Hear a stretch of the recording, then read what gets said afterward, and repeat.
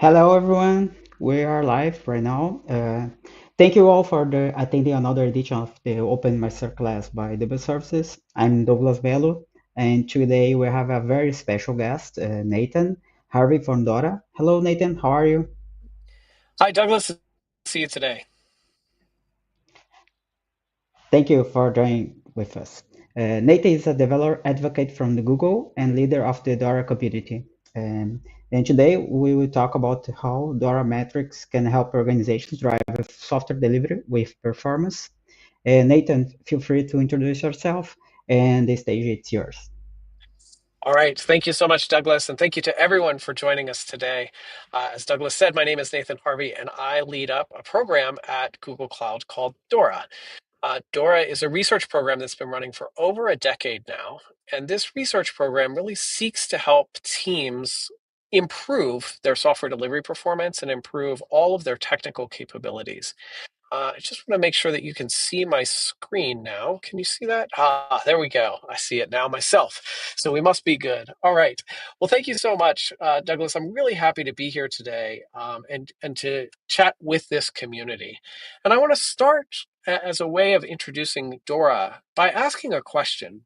And this is really a question that's fundamental to the research that we do. And that question is this: how can your organization optimize value delivery from investment in technology and technologists? And this is really important. You know, we think about bringing in new technologies into our organizations all the time. And that is important. Technology really unlocks a lot for our organizations and for our teams. But it is important to remember that technology doesn't really work well or exist without the humans, the technologists that are here to help leverage that technology. And so we always want to keep the humans in mind. And we kind of have a human-centric approach to all of the research that we're doing within DORA. But really, in order to answer this question, how can we get the most? How can we optimize the value that we're getting out of technology and technologists? We need a couple of key ingredients within our organization. The first thing we need is a way to assess how we're doing today. You see, we can't improve anything if we aren't sure how it is right now. We need to understand what's our baseline. How are we doing today? And then once we have that in hand, we also then have to go through a process of prioritizing what we should work on next. Because the reality is that we all have more items that we want to get done then we have capacity to actually complete those items. And that's true whether we look at an individual or a team or even an organization. So we have to have some sort of prioritization framework in place. And then as we prioritize something to change or something to improve, we need some feedback mechanisms to tell us how that's going. Are the changes that we've put in place working? Or are they not? And if they are working, how well are they working? And if they're not, maybe why not? So that we can try something different. And probably most importantly, you need the organizational muscle and institutional culture in order to be able to repeat this process over and over and over again. You see, we're really talking about building a practice and an approach of continuous improvement. Or, as we on the DORA team like to say, we're here to help you and your team get better at getting better. This is where DORA comes in. And of course, you all know DORA, but this is not the DORA that we're talking about, of course.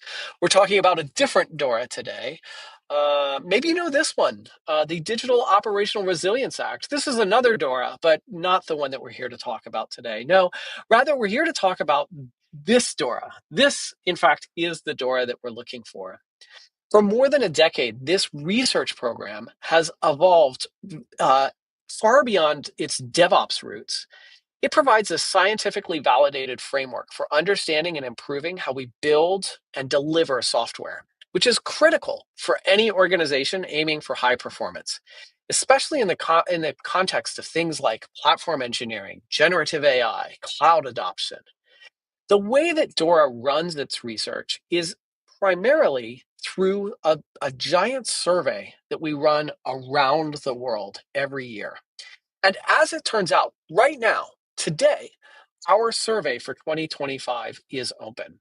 So I would invite you to go ahead and scan this QR code or head to that URL, dora.dev/survey, and maybe just save that off to the side for now while you're listening to this presentation. But I want to encourage you to take this survey, not just so that our team can get data and insights into how you're doing, but also the biggest reason I think to take this survey is it really provides you a moment as a team and as an individual to reflect on how are things going in your organization on your teams today. By taking this survey, you will be able to discover potential improvements for your team. You'll also, though, help shape the industry's understanding of what makes top performance in 2025 and help create some benchmark data that you and your peers can use to help drive change. But this research really, and this survey in particular, is a really great moment to pause, reflect, think about how we're doing today, and most importantly, what might we want to change tomorrow. And I should point out that this survey is really meant for, well, just about anyone, whether you're a software engineer, a data scientist, a product manager, a QA engineer, or really anyone who participates in the creation and delivery of software. Your voice is critical in this survey. So, first, use this survey as a moment to pause and reflect. And second, thank you. Thank you for contributing and participating in this survey. In doing so, you're helping the entire industry get better at getting better. So we'll come back to the survey link at the end in case you haven't had a chance to get to it yet. But for now, we're going to move on because I've mentioned this word continuous improvement or this phrase continuous improvement a lot. And when it comes to continuous improvement, I'm a very firm believer in this sort of truism. You cannot improve what you cannot change.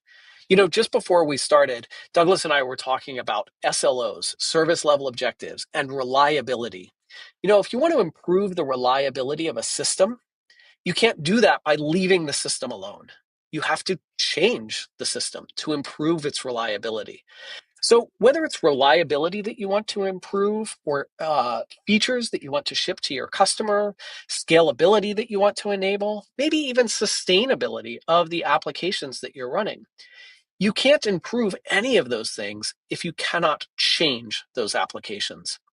And so it's really important that as teams, we build the capacity for change.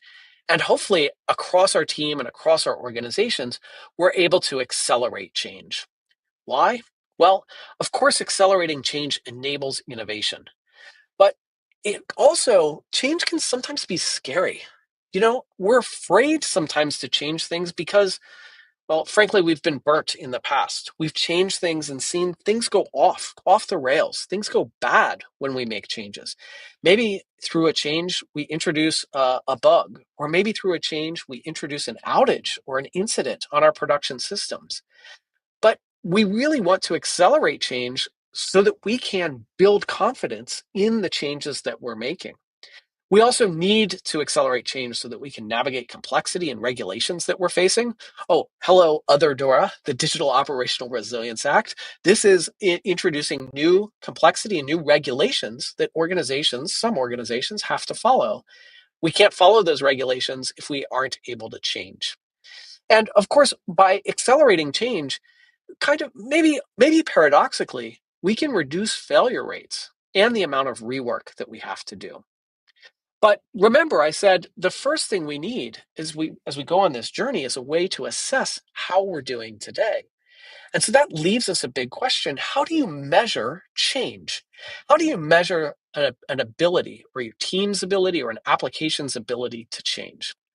Well, with DORA, we have a center of gravity around software delivery performance. So when we think about change, we're really thinking about how do you change an existing application or service that you're focused on, that you deliver for your customers. Those customers might be your fellow employees if you're on a platform engineering team. They might be end users of your business. In any case, we need to be able to deliver and measure that change. So how? Well, we start with throughput, We want to understand how much change can we move through the system. And DORA provides us two ways of measuring throughput. We start with your change lead time. And this is really a measure of how long does it take for a change to go from committed to the version control system and shipped all the way through to production. So we start when that change is committed and we end that timer when that change is in production and a user can use it. Think about some of the changes on the application or service that you work on. How long does that take? And then the next measure we have for throughput is deployment frequency. And this is really a count or a measure of how frequently are we able to push changes into production. Do we push changes into production on a yearly basis, maybe a monthly basis, a quarterly basis, maybe even a daily or hourly basis? We're able to push changes through. These measures can help us understand what's the overall throughput of our system. But speed isn't the only thing that matters. We also want to have measures for stability. And stability is really answering this question of when I introduce a change to production, does the production system remain stable? Or does all of this change incur or introduce a bunch of instability in that system? And so to balance out these two throughput metrics, we also have two stability metrics. The change failure rate.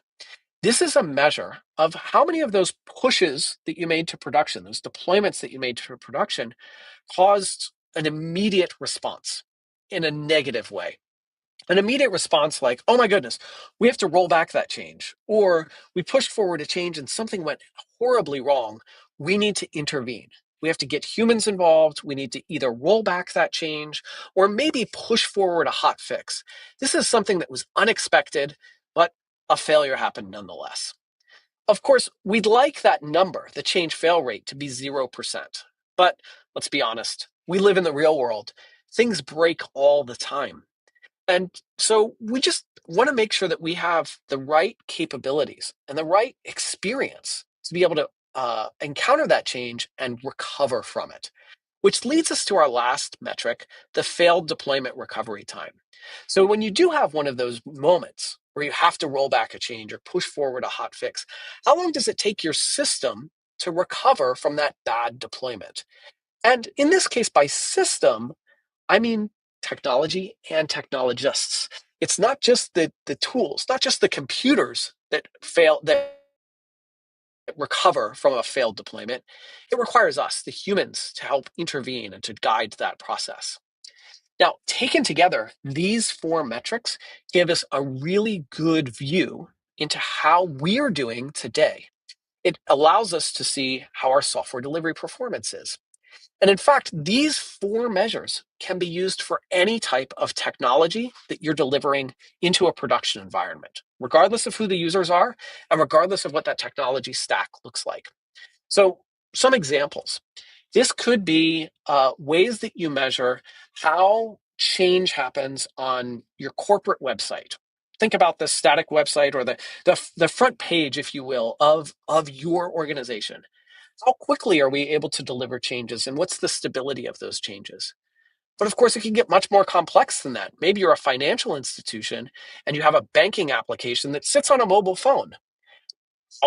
How quickly are you able to ship changes to that mobile phone and how stable are those changes? Maybe in that same financial institution, you have a mainframe application. What is the throughput and stability of that application?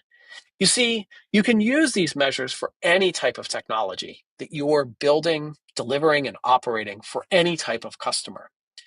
Now, the important thing to remember about these metrics, though, is that they're at the level of an application or service. We don't want to measure this at an organizational level. We don't want to ask how frequently, for example, does DB services deploy into production. We want to instead look at the various applications or services that make up components within that organization. So I want you to join me here on a little exercise that we're going to do. Maybe you just came along to listen, but I'm sorry, I'm going to give you work to do while we're here today. So the first piece of work that I want you to do is I just want you to think in your head and maybe write this down on a piece of paper or just have it ready in your mind. Think about where you work today Think about the primary application or service that you work on.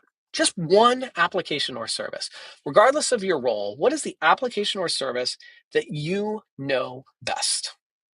Okay, do you have that in mind? Have you written it down? Uh, think about that. You can put the name of the application into the comments if you like, but it's not really necessary. I just want you to keep this application in mind because now we're going to do a little exercise here.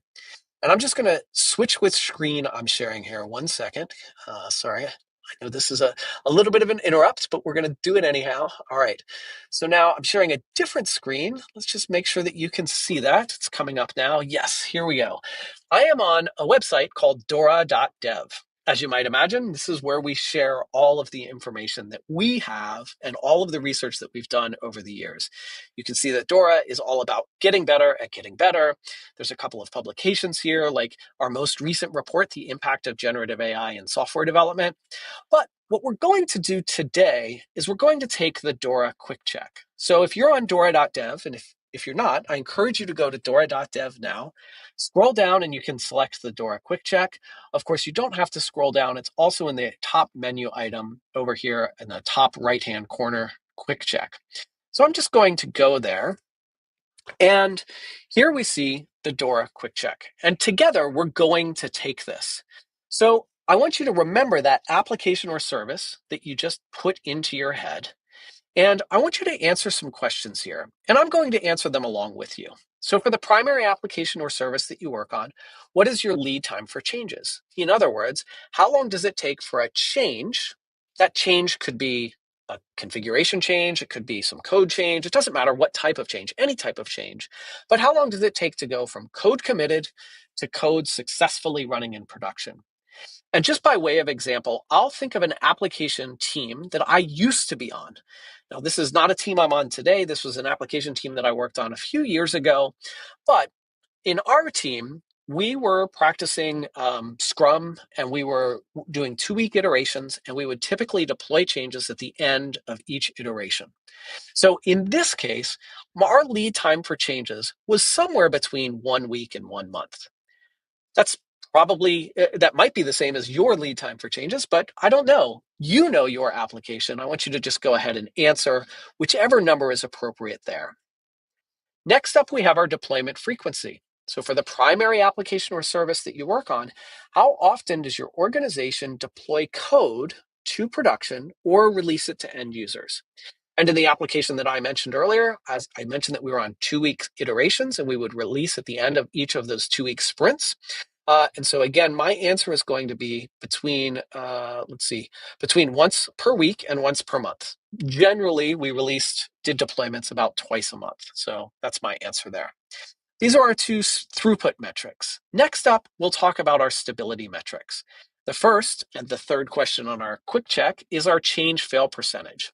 So for the primary application or service that you work on, what percentage of changes to production or release to end users resulted in degraded service?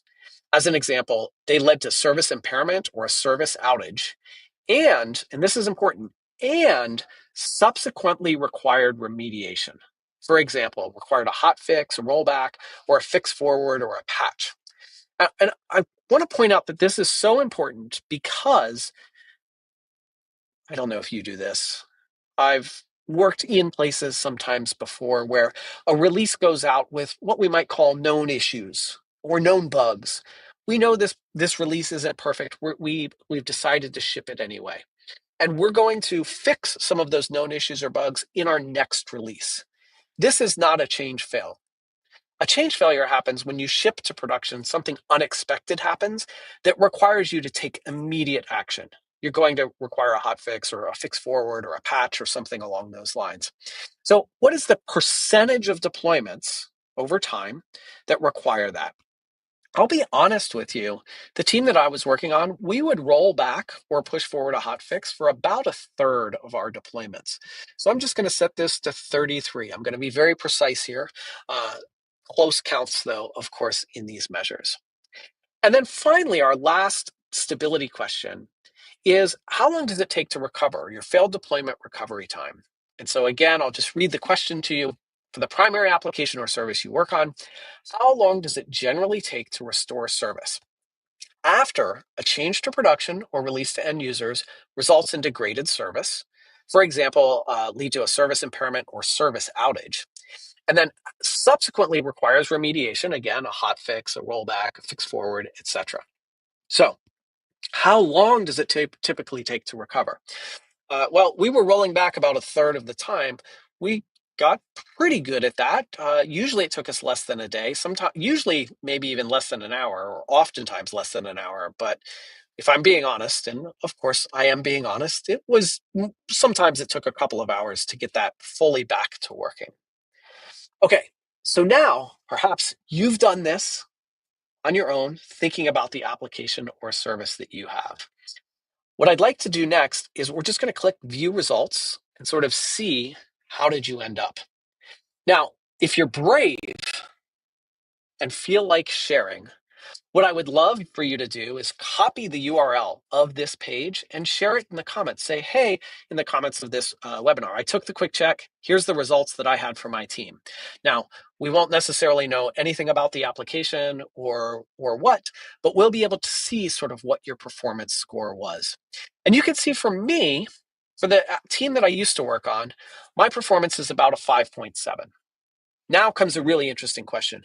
Is 5.7 good or bad? Well, it's kind of unknowable.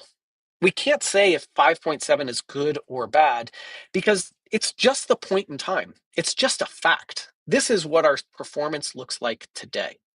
Now, I might want to improve that performance, or I might be happy with that performance. The thing that matters is not the performance as it is now, but how does it change over time? So I'm most interested in what will this performance look like 3 weeks from now, or 6 months from now? Hopefully that number is changing, and hopefully in a way that makes me very happy and my team very happy, of course. Okay, so I'm gonna once again I'm gonna shift what I'm sharing here. I'm gonna go back to the slides because I want to continue on with this discussion and talk about how does this help us. Okay, so we did the DORA quick check. As I mentioned, this helps us measure software delivery performance. Why measure software delivery performance? Well, what our research shows us is that software delivery performance is predictive of outcomes that we care about. For example, organizational performance and well-being for people on our team.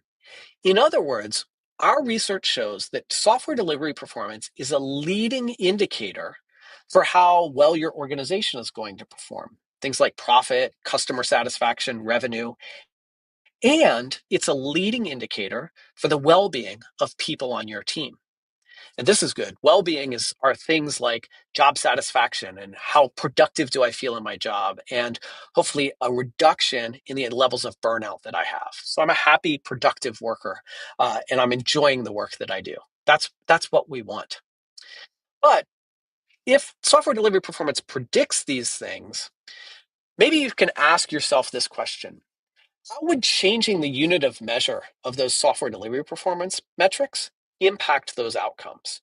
So in other words, if like in my case, you were deploying between once per week and once per month, what if that week to month became days to weeks? So I was deploying between once per day and once per week. How might that impact the outcomes for my team and for my organization? So I want you to think about that and maybe jot down an answer, maybe share it in the chat, in the comments on the webinar.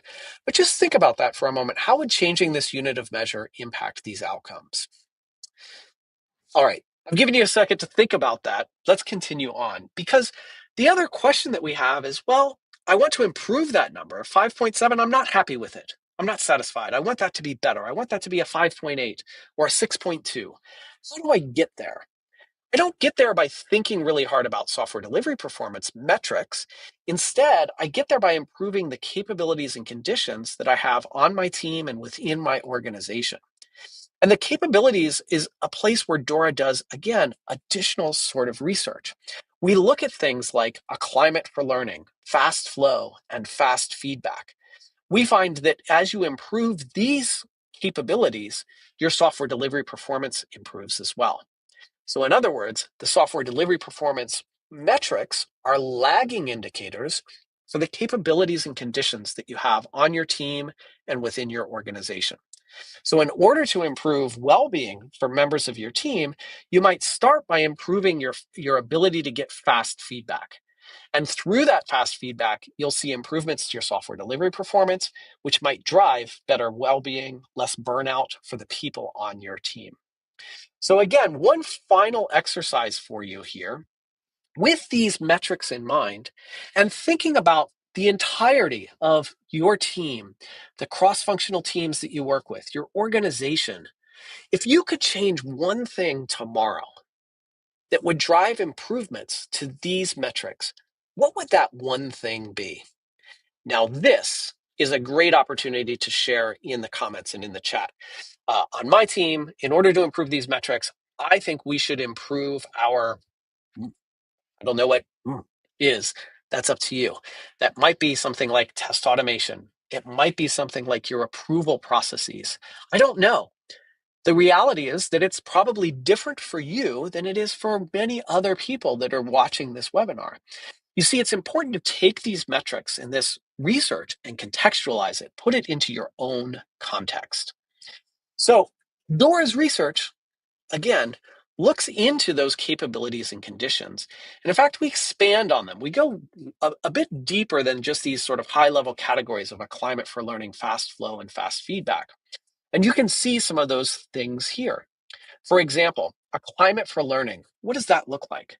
Well, do we have maintainable code that's easy for us to understand and adapt over time? But also, do we have good documentation quality? Do we have a good culture that encourages sharing and learning across teams within our organization? When we think about things like fast flow, we think about, are we using version control? Do we have our deployments automated? But we also look at things outside of necessarily just technology. Things like our change approval process. Has that been streamlined? Or is it a very heavyweight change approval process? And then for fast feedback, we talk about things like test automation and continuous integration and pervasive security. Now, I wonder if the items that you wrote down, the one thing that you might want to change within your team or within your organization, I wonder how well they map to some of the capabilities that we've researched. And I'm going to just take one moment. I apologize to our oops, sorry. I apologize to the person running all of the systems behind the scenes because I'm going to switch my screen two more times here. So when we come back to this quick check that we saw before, one of the things that we have is we need to understand. Actually, let me look at one other thing here. I'm going to go over to the research and I'm going to show you that same model here. So we saw those software delivery performance were a 5.7. We want to improve them. We do so by finding which of these capabilities might be holding us back. Which one are we struggling with that we might want to improve? But the reality is there's a lot of capabilities here. So I'm just going to go back to that quick check and I'm going to scroll down towards the bottom and you'll see here that actually in the quick check, we give you an opportunity to assess 3 of those capabilities. In fact, we help you look at continuous integration, loosely coupled teams, and the culture of your organization. And we provide you a moment to reflect and sort of do an assessment. Now, this moment to reflect and do an assessment sounds similar to something I talked about right at the top, taking the DORA survey.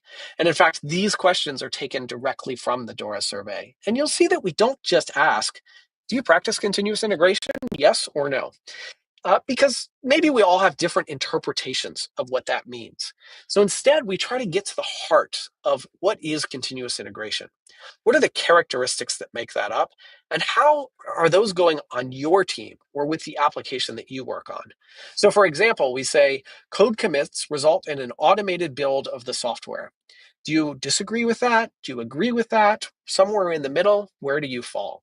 Now, we don't have time for us to really talk through each one of these questions. I'm just going to throw in some quick answers here just to demonstrate what we see within the quick check. So here's my answers on continuous integration. You should do the same, but maybe take a little bit more time than I am. Maybe carefully consider those questions.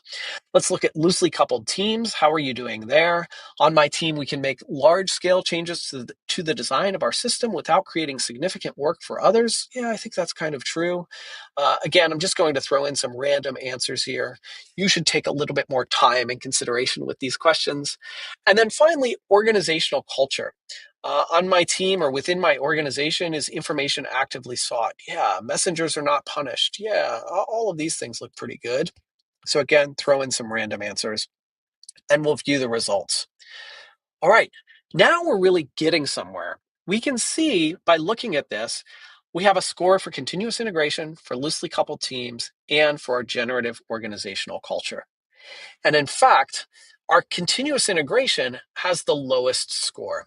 So this is a really good insight that we can get from this research framework.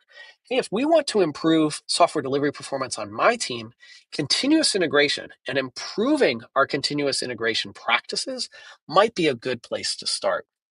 And so I'm just going to click on that continuous integration link, which is great, showing up properly in the screen sharing. So on the DORA website, we actually give you a little bit more detail and background on each one of those capabilities. So for example, with continuous integration, well, and for all of those capabilities, they all sort of follow a similar model when it comes to the content that we provide. We talk about what that capability, in this case, continuous integration is. How do you implement that capability? What are some of the objections and pitfalls that you might run into as you try to build out this capability? And then, importantly, ways that you can measure this capability. This is really good. These ways that we can measure give us new things, new metrics that we can set up as a team. And this is interesting because now, as a team, we can decide that we want to improve our software delivery performance and that we're going to do so by improving one of those capabilities. So now we go back to our loop from the beginning. Let's assess, how are we doing with continuous integration today? We have a set of measures here that we can set. We can then, as a team, discuss, what are we going to do? What changes are we going to make? Whether they're technology changes or process changes or people changes, how are we going to improve these metrics? Let's watch them over time. And so at the end of the day, we should be able to sit down and essentially write a hypothesis. We believe that by improving our continuous integration practices, this is going to help us improve our software delivery performance, including things like our change lead time, which is going to lead to better commercial performance, profitability, market share, customer satisfaction, etc., for our organization, and higher productivity for our team. So now we've gone all the way through and written out a hypothesis. Now the hard work happens. Now you go and run that experiment. You try to see, as we improve continuous integration, are we actually seeing those software delivery performance metrics improve? And then are we actually seeing the organizational performance improve? All right. And with that, this is the last swap, I swear. Thank you to our folks in the background driving the correct sharing for us. I want to, yeah, let's see. All right, perfect. All right, so we're back here on our research. We've looked through this. I want to close out with a couple of ideas here. When we think about measuring all of these things, yes, we're measuring software delivery performance, but a big component of software delivery performance, and frankly, our technologists, the people on our team, is developer experience. We want to, and as an organization, we should strive to improve our overall developer experience. And that encompasses how developers feel about, think about, and value their work. This is really important. I said at the beginning that DORA really puts a human-centered look into how do we improve these technology-driven teams and organizations. It really starts with the developer experience. And in this case, you can swap out developer for anyone on the team. It could be the product manager. Product manager experience encompasses how product managers feel about, think about, and value their work. We want to improve the experience of all of our employees. And we need to do that by addressing these three components here. And then another thing, again, swap out developers for any role that you think, but developers are happier and more productive when they're able to complete their work without experiencing friction. and or while frequently achieving flow. Flow is sort of that optimal experience. It's where you're working on something and you're totally dedicated to the task at hand. Everything around you sort of seems to melt away. You lose track of time, you're not interrupted, you're just jamming. You're having a good time getting the work done. This is a place where we all thrive. We really want to be in that place where we have that optimal experience, where we're really experiencing that flow. Now, there's another really interesting thing here that in this particular quote, we talk about happy and we talk about productive. This always prompts a question for me. Are developers productive because they are happy, or are they happy because they're productive? Well, I don't think we should get into a deep philosophical debate here because I think the answer is yes. Happier developers are more productive, and more productive developers are happier. And this is easy to see, especially when you have an unhappy developer. And that gets to the green part of this quote here, without experiencing friction. If you want to find an unhappy developer, or an unhappy product manager, or an unhappy quality engineer, an unhappy insert role here, all you have to do is find one that is experiencing a lot of friction in their day-to-day work. That friction might be, how long does it take for a build to complete? That friction might be, how long does it take for me to get feedback on this change that I'm making? That friction might be, how long does it take for me to get a new idea into the hands of users so that I can experiment with it and learn from that experiment? We all experience friction. And let's be clear, some friction is necessary, but the more friction we have in our day-to-day activities and the day-to-day work that we're doing, trying to deliver real value to our business, to our customers, this friction really inhibits our happiness and our productivity. So as a team, it can be a really powerful thing to understand, where do we have friction between code commit and code in production? Where are the friction points? Where is the waste in that system?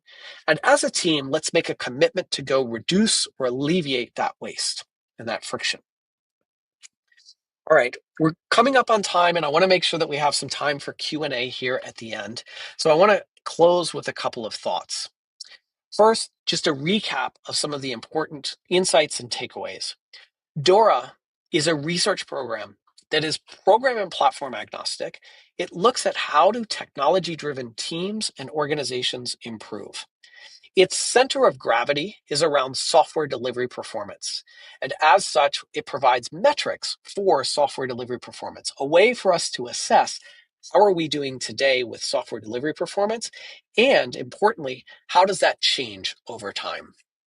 Because improvement requires really understanding both how we change and what we might want to change, and measuring those things. DORA's research and the research framework can help you and your team identify practices and behaviors that can drive improvements. The focus is on throughput and stability metrics for change. Remember, once we've built an application, the very next thing we want to do with that application is change it.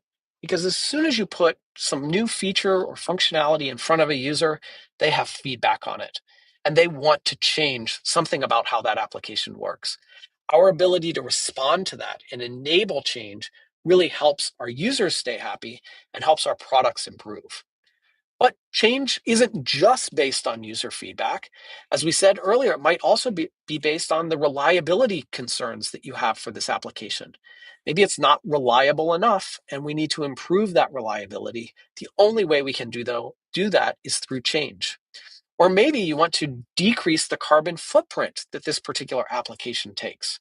Well, you can only do that if you can change the way that that application works. So there are so many things that change becomes one of the most critical components of any system that we have, our ability to change that system. And always remember that continuous improvement is the key to achieving the best success.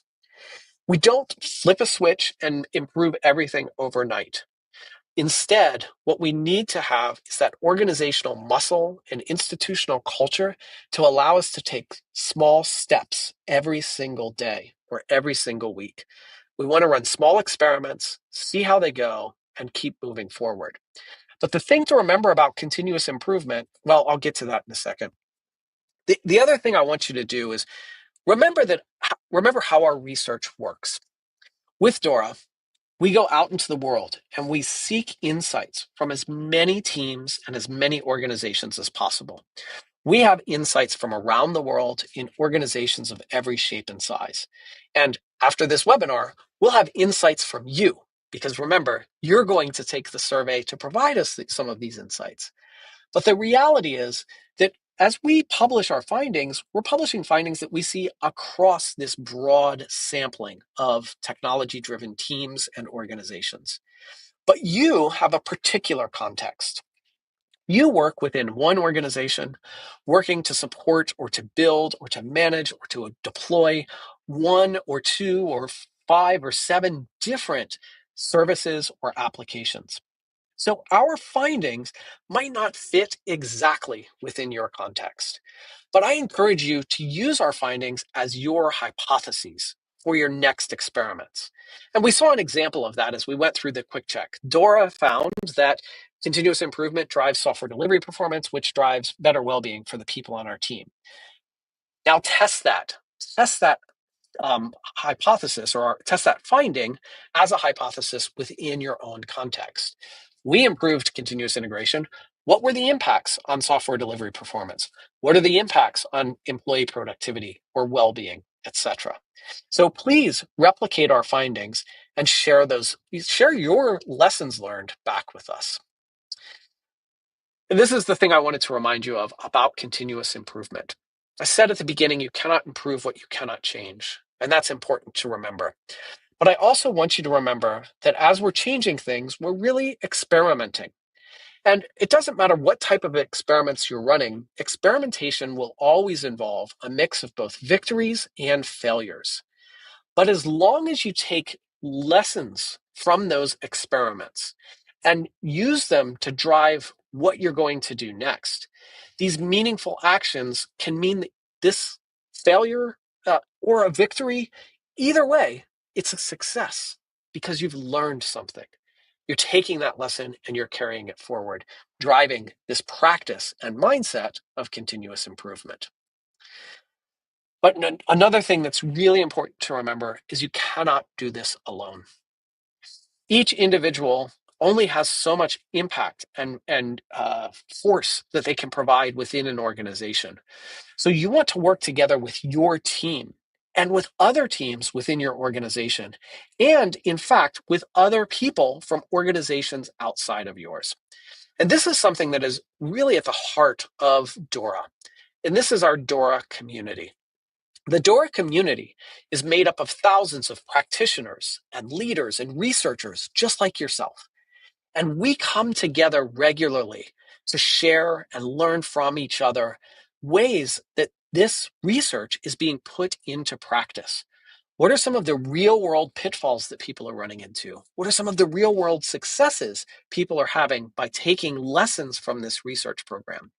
So I encourage you to join Dora.community. Again, there's a QR code, or you can go to the URL Dora.community. You'll see there's a button to join the community of practice. What do you get by joining? First and foremost, it's free to join, of course, and we welcome everyone that wants to be a part of our community.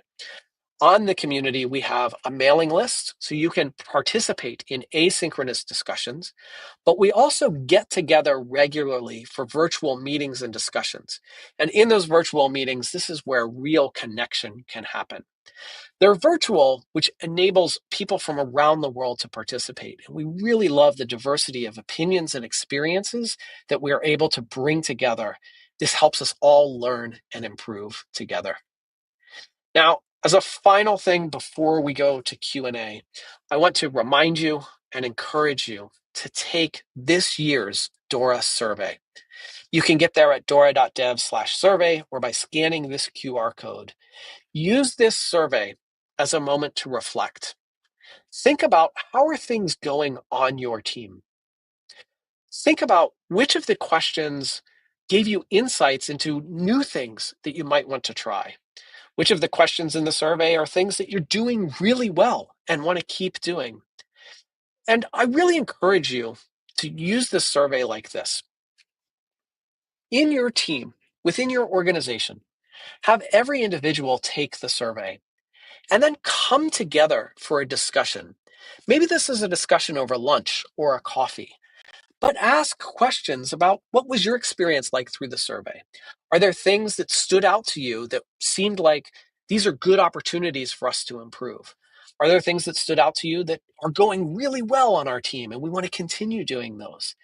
And most importantly, take a step back and think about everything that we asked about in the survey and all of the reflections you have.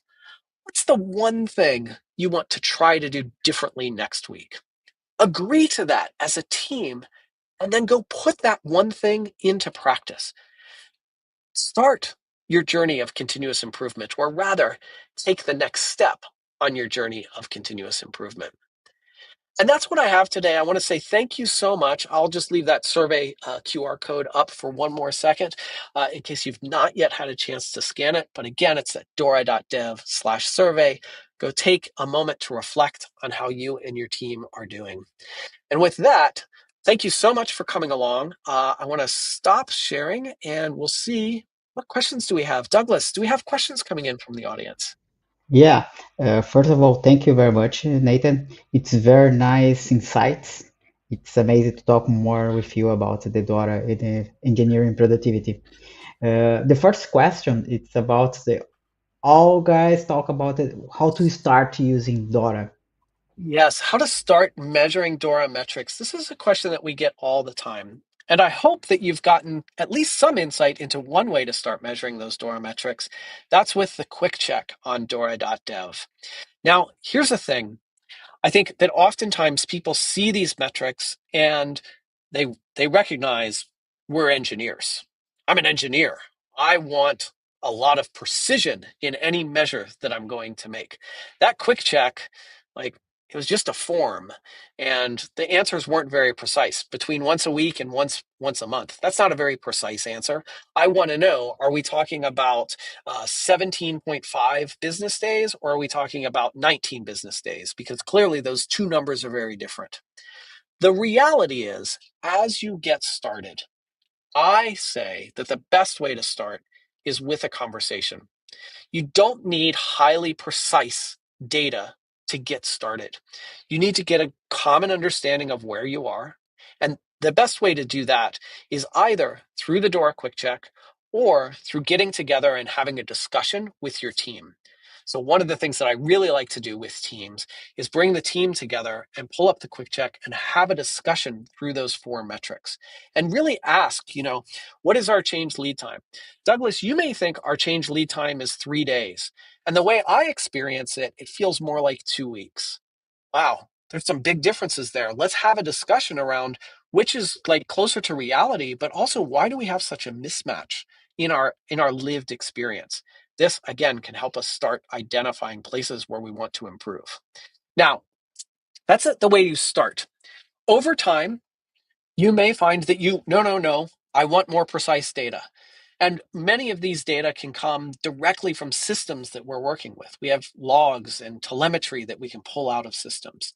When you reach that point, then I highly recommend that you go out into the marketplace and find a solution provider that can help you.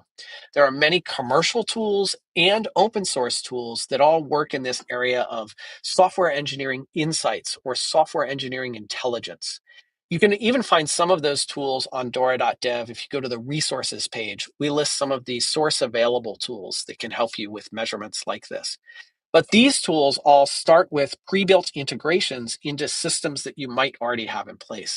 Systems like GitLab or GitHub, systems like Jira that you might be using for tracking your work. These tools will integrate into those and then build visualizations and dashboards to help you see those metrics. So start with a conversation, drive as much change as you can, because remember, the thing that matters is that you're improving how you're working. not improving the precision of your metrics. It's always that change in how you're working that is the driving force. So focus there, and then you can look at how do we improve the precision of those metrics. Yeah, very nice. And another question, it's about AI, use the AI. Oh, yes, excellent. How do you see DORA metrics evolving in the context of AI-driven development? Thank you so much for this question. In fact, there's a couple of resources that I'll point you to immediately. The first is that report that you saw on the homepage of Dora.dev, the impact of generative AI in software development. So I think that we have a bunch of findings right in there. And I think this is a really interesting question. I think the power of those software delivery metrics is that they are both lagging indicators for the capabilities and conditions you have and leading indicators for the outcomes that you care about. Now, when you introduce AI, what's changing? We still want to ship software. We still want to get that software to users.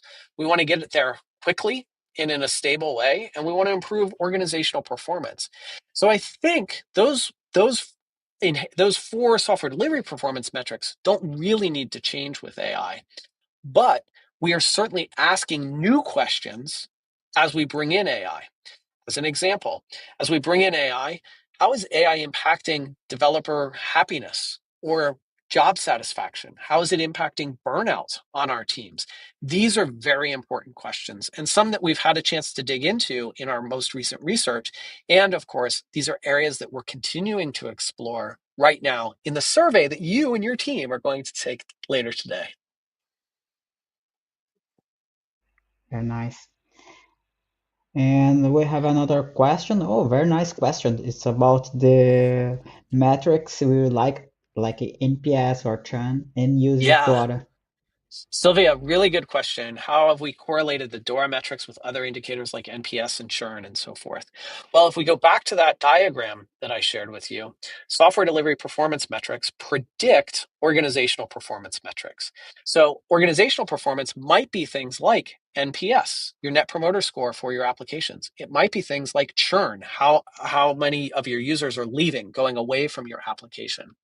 And what we see in our research is that as software delivery performance improves, so too does organizational performance metrics. They tend to move together. But as I reminded you towards the end, you should replicate our research. In other words, don't trust us. I want you to look at your own team's software delivery performance and those business metrics that you care about, like NPS and churn, and see, do they move together, both up and down? As software delivery performance degrades, does our NPS go down? One of the things that we've looked at in our research over the past few years is this idea of user centricity. And user centricity is really a measure of, on a software delivery team, how focused are we on the needs of our users? And the thing that we find is that the teams that have the highest levels of user centricity, that really care about things like NPS and churn, these teams tend to have not only the best software delivery performance, but also the best organizational outcomes and the best product performance as well. So being user centric really matters. And Sylvia, just that you're asking this question gives me an indicator that you and your team are, in fact, user centric and focused on the reason that we use this technology. It's not to play with new toys. All right, let's be honest. Sometimes it's to play with new toys because all this new tech is super fun to play with. But the reality is, we do it to serve our users and to further our business. And so this is really, really important. Thank you, Sylvia, for the question. And another question about AI. Yes, do you think DORA can be used to deal with problems like AI consistency and sloppiness? Daniel, I'm sorry that AI is giving you inconsistency and sloppy code. I think this is a place where you would see exactly these challenges starting to show up.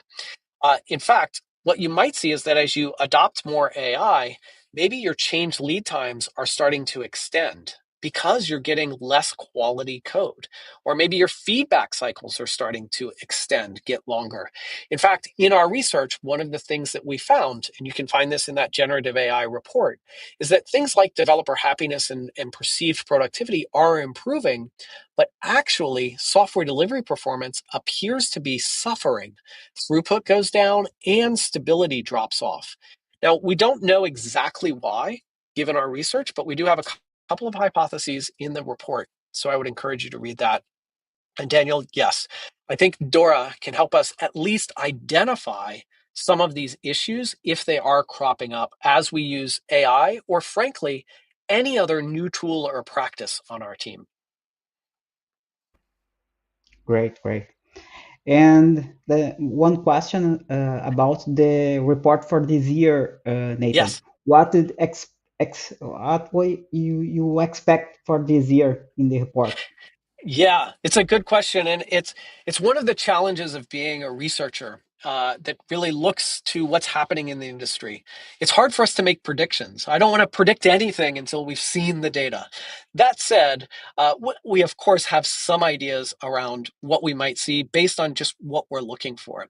This year, we're doing a very deep dive into the impact of AI. We're going even deeper than we went last year because, as you know, it's happening all around the world. Everyone is thinking about AI right now.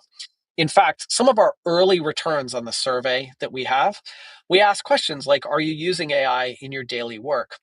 I think we probably don't need to ask that question because what we're seeing already is that high 90s, like 96, 97, 98% of our respondents say, of course, I'm using AI in my daily work.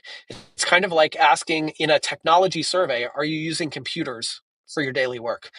We are almost at the point where the answer is obviously yes. So we really are trying to understand not just are you using it, but again, what are the impacts and so forth. We also, of course, have a look into platform engineering, which is another topic of real concern in the industry and sort of what are the impacts and how do we do platform engineering better to better scale and enable our teams. And of course, there's the continued look into the human aspects. How are we thinking about job satisfaction, burnout? Another one that is a nice relationship between AI and humans is something that was mentioned earlier. How much do you trust the AI, specifically the outputs of the AI? How much do you trust what's generated? This is a fascinating place for us to investigate. Very cool. Okay, we reached the end of the another open masterclass. I want to thank you to everyone for coming, and especially Nathan for being available to talk with us today. Uh, Thank you so much, Douglas, and thank you everyone for joining us today. And I hope that you did do some of those exercises, at least in your head, along with me. And I wish you all good luck on your team. And thank you in advance for taking this year's survey. okay, thank you guys. See you.